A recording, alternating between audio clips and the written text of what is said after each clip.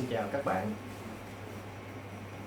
Bao lâu nay thì khách hàng sửa máy thì mình không có tiếp khách hàng ở trong phòng kỹ thuật, nên cũng một số khách hàng thắc mắc muốn xem phòng kỹ thuật của mình làm việc sửa máy như thế nào. Thì hôm nay mình sẽ giới thiệu sơ qua cái phòng làm việc của mình cho các bạn xem.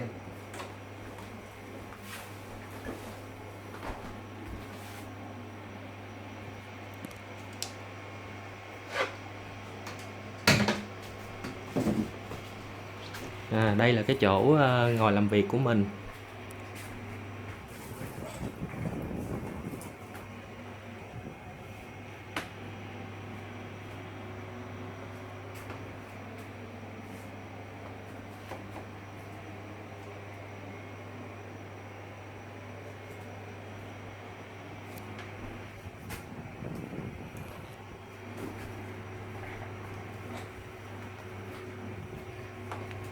Đây là cái máy tính xài Windows để chạy một số chương trình sửa chữa chuyên dụng.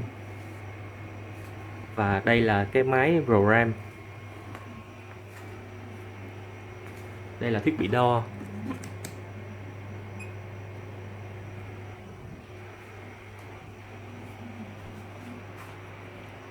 Đây là bộ máy hàng.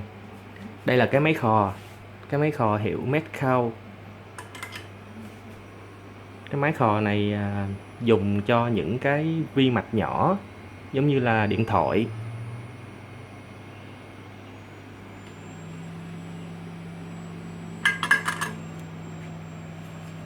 Ở đây là máy kho Rokis.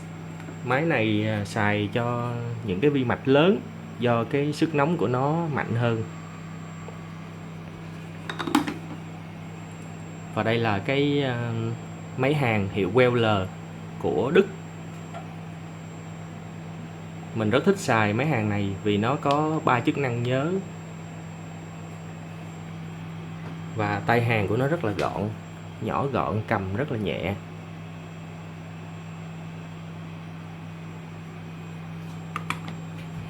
Và đây là một cái máy hàng OKI. Đây là máy hàng của Mỹ. Dành cho cái đầu hàng lớn để hàng những cái mạch lớn cần nhiệt độ cao. Và ở dưới là cái máy hàng cũng của OKI. Mình dùng để kẹp để gấp linh kiện.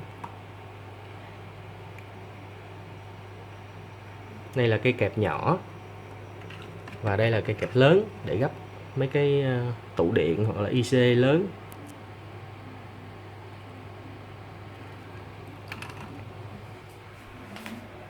Và đây là bộ cấp nguồn. Và đây là máy đóng BGA để thay những con chip Vega trên motherboard của laptop và Macbook. Và đây là bàn để test máy.